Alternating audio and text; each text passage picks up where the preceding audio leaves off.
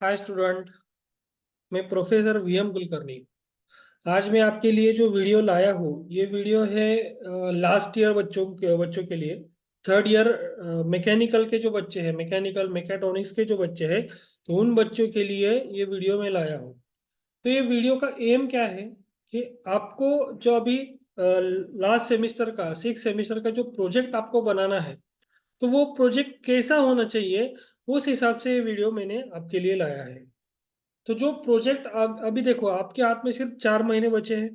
तो 4 महीने के अंदर आपको सब्जेक्ट का स्टडी भी करना है और आपको एक मेजर प्रोजेक्ट भी आपको डेवलप करना है। उस प्रोजेक्ट को आपको एज ए एकेडमिक 150 मार्क आपको उस प्रोजेक्ट को है, और इसकी एक्सटर्नल ओरल भी रहती है, एक्सटर्नल असेसमेंट इसका रहता है। तो ऐसे कुछ पॉइंट्स मैंने निकाले हैं कि उस हिसाब से आपका प्रोजेक्ट रहना चाहिए। मोस्टली क्या होता है कि मोस्टली बच्चों को पता नहीं चलता है कि हमको प्रोजेक्ट एक्चुअली करना क्या है। तो उस हिसाब से मैंने ये कुछ पॉइंट्स निकाले हैं, उस हिसाब से आपको आपका प्रोजेक्ट करना है।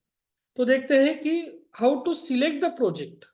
तो पहला पॉइंट आएगा कि जो भी प्रोजेक्ट आप सिलेक्ट करेंगे तो उसको प्योरली मैकेनिकल या मैकेट्रॉनिक्स उसको अप्रोच होना चाहिए। बहुत सारे बच्चे क्या करते हैं कि इलेक्ट्रॉनिक्स बेस्ड प्रोजेक्ट सिलेक्ट कर लेते हैं। अगर हमारा प्रोजेक्ट मैकेनिकल बेस है और उसके अंदर कोई इलेक्ट्रॉनिक्स पार्ट है तो इट्स इज ओके, वो ओके है। लेकिन हमको प्योरली मैकेनिकल अप्रोच ही उसका चाहिए। उसके बाद आपका जो प्रोजेक्ट है, सेकेंड पॉइंट में है कि उसका एक कोई तो भी डिजायर्ड एप्लीकेशन चाहिए।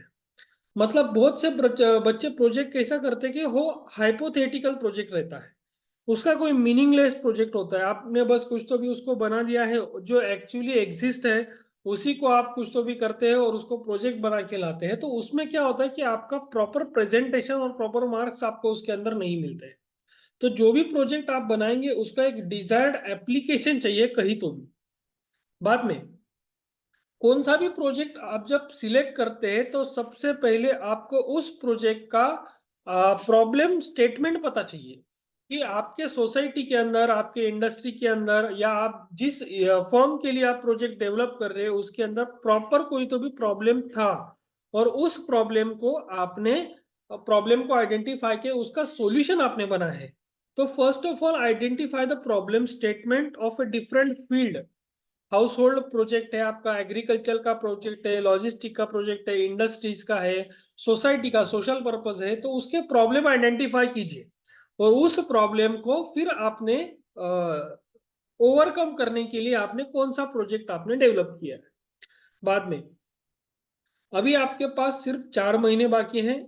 4 महीनों, आप 4 महीने तक आपका प्रोजेक्ट आपको खींचना नहीं है, क्योंकि बाकी सब्जेक्ट का स्टडी है। आपको मार्क का सबसे बड़ा बैरियर है वो आपको क्रॉस करना है इस सेमिस्टर में। तो परसेंटेज आपको अच्छे लाने, तो बहुत से बच्चे क्या करते हैं, लास्ट मंथ तक प्रोजेक्ट को लेके जाते हैं। वैसे नहीं करना है। अभी आपको प्रोजेक्ट सिलेक्शन कर लेना है, वो कॉलेज से अप्रूव कर लेना है, और विद इन 1 मंथ टारगेट रखना है आपने कि विद इन 1 मंथ अपना प्रोजेक्ट रेडी होना चाहिए। तो वो 1 मंथ रेडी करने के लिए सबसे पहले क्या चाहिए कि आपको आपका जो ग्रुप है वो ग्रुप फॉर्म करके उसके अंदर आपको कंटिन्यूअसली डिस्कशन चाहिए आपके ग्रुप का, कि प्रोजेक्ट का स्टेज क्या आया है, प्रोजेक्ट कैसे आपको बनाना है, आपको किसका हेल्प लेना है, वो सारी चीजें आपको तैयार चाहिए। और वो कब होती है, आप जब 3 लोगों का 4 लोगों का डिस्कशन करते हो, फ्रूटफुल डिस्कशन होना चाहिए। उसमें आप कोई बंदा अलग कहेगा, कोई बंदा अलग कहेगा, वैसा नहीं करना है। आपने प्रॉपरली एक दूसरे के सजेशन का सम्मान रख के आपने प्रोजेक्ट बनाना है।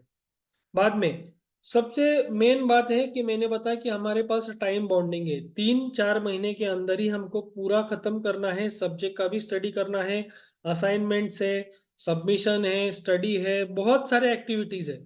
तो उसके लिए विद इन 1 मंथ आपको आपका प्रोजेक्ट तैयार करके रख देना है। बाद में टाइप ऑफ प्रोजेक्ट कैसा होता है, तो आप कोई प्रोटोटाइप बनाएंगे, वर्किंग मॉडल आप बनाते हैं, वैसा एक प्रोजेक्ट होता है। कोई कोई स्पॉन्सर्ड प्रोजेक्ट करता है, इंडस्ट्री में जाके कोई स्पॉन्सर्ड प्रोजेक्ट लाते हैं। बाद में कोई तो भी स्टडी प्रोजेक्ट होता है, या आप स्टडी प्रोजेक्ट यानी क्या, आप ऐसा प्रोजेक्ट बनाओ कि जिससे बच्चों का स्टडी हो सके, कि आपका कोई मॉडल बनाया, कोई आपको लैब का रिक्वायरमेंट था वो बनाया, वो डेवलप किया, वो भी चलता है।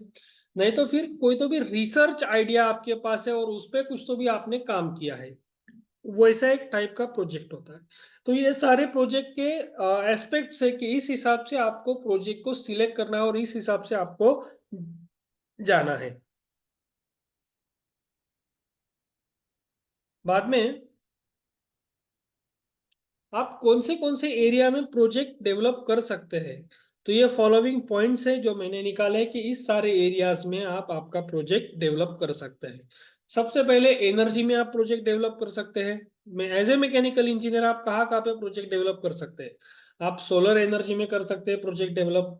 आप बायोगैस एनर्जी में प्रोजेक्ट डेवलप कर सकते हैं। अभी मिथेनॉल का भी पता है कि 100% मिथेनॉल पे चलने वाला गाड़ी भी अभी हमारे जो ट्रांसपोर्ट मंत्री है नितिन गडकरी जी, उन्होंने लॉन्च किया। तो वैसे कुछ आपके मन में है तो वो आप लॉन्च कर सकते हैं। इलेक्ट्रिसिटी एनर्जी डेवलप करने में उसका इफिशियंसी बढ़ाने में आप कुछ कर सकते हैं विंड एनर्जी में, या कोई तो भी उस हिसाब से आप प्रोजेक्ट डेवलप कर सकते हैं।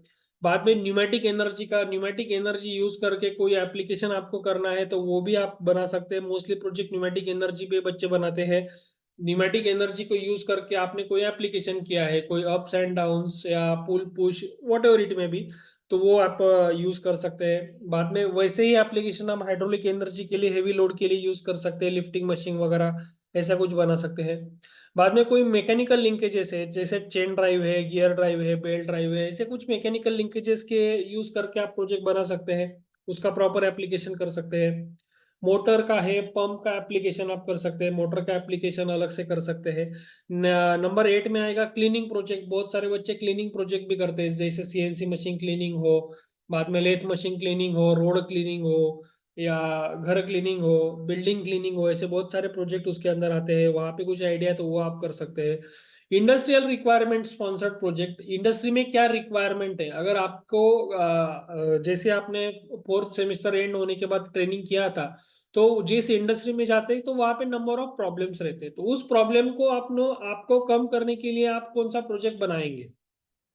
तो वो इंडस्ट्रियल स्पॉन्सर भी उसको चाहिए कि इंडस्ट्री आपको स्पॉन्सर करेगी कि इंडस्ट्री में ये प्रॉब्लम था, आपने ऐसा सॉल्यूशन दिया तो इंडस्ट्री में उसका फायदा हुआ है। ऐसे स्पॉन्सर्ड प्रोजेक्ट आप बना सकते हैं। मेटल सरफेस का, जैसे एमईएम है तो मेटल सरफेस ऑब्जर्वेशन के काफी प्रोजेक्ट रहते हैं, क्रैक ऑब्जर्वेशन रहता है, डेप्थ इंडेंटेशन रहता है, ऐसे कुछ प्रोजेक्ट आप बना सकते हैं। सीएनसी ऑपरेशन के प्रोजेक्ट होते हैं, वो प्रोजेक्ट आप बना सकते हैं। रेफ्रिजरेशन एंड एयर कंडीशनिंग और एक बड़ा एरिया है कि इसी एरिया में आप बहुत सारे प्रोजेक्ट आपके हैं वो आप बना सकते हैं। एग्रीकल्चरल बेस्ड प्रोजेक्ट है, एग्रीकल्चरल बेस्ड प्रोजेक्ट आप बना सकते हैं। बाद में लॉजिस्टिक है, लॉजिस्टिक में अगर कोई आपका डेवलपमेंट है, कोई आपका नॉलेज है लॉजिस्टिक में, उसमें आप प्रोजेक्ट बना सकते हैं। नहीं तो फिर आप स्टडी प्रोजेक्ट बना सकते हैं, आपके लेबोरेटरीज में कुछ रिक्वायरमेंट है, आपके कॉलेज में कुछ रिक्वायरमेंट है, उस हिसाब से कुछ प्रोजेक्ट आप डेवलप कर सकते हो। उसका फायदा जो है बच्चों को लॉन्ग लाइफ तक होगा, वैसे प्रोजेक्ट आप बना सकते हैं। और any other new design development, अगर आपके पास नया डिजाइन है, वो मतलब कंसेप्ट पुराना ही है लेकिन आपने आपके पास उसका नया डिजाइन आप तैयार करके उस कंसेप्ट को आप ला सकते हैं, जिससे सोसाइटी को बेनिफिशियल हो सके या किसी यूजर्स को बेनिफिशियल हो सके, ऐसे आप प्रोजेक्ट ला सकते हैं। तो इसके अलावा और बहुत सारी एरियाज है, उस एरियाज में आप काम कर सकते हैं। तो जो बच्चों को प्रोजेक्ट के लिए कुछ असिस्टेंट आपको चाहिए होगा तो कमेंट बॉक्स में आप लिखिए कि आपका कैसा प्रोजेक्ट चाहिए। बहुत सारे क्या होते हैं कि नेट पे से आप ले लेते हैं कि प्रोजेक्ट का लिस्ट निकालते हैं और वो लिस्ट आपके टीचर के सामने आप लेके जाते हैं। तो ऐसा मत कीजिए। सबसे पहले जो आपका ग्रुप बनेगा, आपके माइंड में कुछ तो भी ऐसे आइडियाज आने चाहिए, कुछ तो भी ऐसे थॉट्स आने चाहिए कि हम नया कुछ कर सके। लेकिन एक बात ध्यान में रखिए कि नया कुछ करने में, जब बहुत सारे बच्चे बहुत बड़ी बड़ी गाड़ियां बना लेते हैं, बहुत सारे बच्चे बहुत सारा पैसा इन्वेस्ट करके कोई तो भी बड़ा सा कुछ करने को जाते हैं, लेकिन मैंने आपको कहा कि ये आपका पॉलिटेक्निक डिप्लोमा का लेवल है और आपको एक टाइम कंस्टेंट है और एक मनी कंस्टेंट मैटर करता है आपके लिए। तो आप जो प्रोजेक्ट अभी करेंगे तो वो प्रोजेक्ट आपका बहुत बड़ा भी नहीं होना चाहिए और बहुत छोटा भी नहीं होना चाहिए, उसका एक लिमिटेशन आपको चाहिए और वो 1 मंथ में कंप्लीट हो ऐसा ही प्रोजेक्ट आपको करना है। Okay, so thank you very much for watching my videos. Thank you very much. आपको अगर कोई भी असिस्टेंट लगता है तो आप मुझे व्हाट्सएप पे शेयर कर सकते हैं, आप मुझे कमेंट बॉक्स में बोल सकते हैं। मेरे वीडियोस ज्यादा से ज्यादा बच्चों तक पहुंचा दीजिए, बच्चों को इसका काफी फायदा ही होने वाला है। मैंने पहले भी कहा कि जो आपके रेगुलर सब्जेक्ट है उस सब्जेक्ट के भी मैं वीडियोस लाने वाला हूँ, वो भी आपके लिए काफ़ी फायदेमंद रहेंगे। इसीलिए प्लीज़ लाइक कीजिए, शेयर कीजिए, सब्सक्राइब कीजिए और बहुत सारे बच्चों तक ये वीडियोस आप पहुँचा दीजिए। Thank you very much for watching my videos. Thank you very much.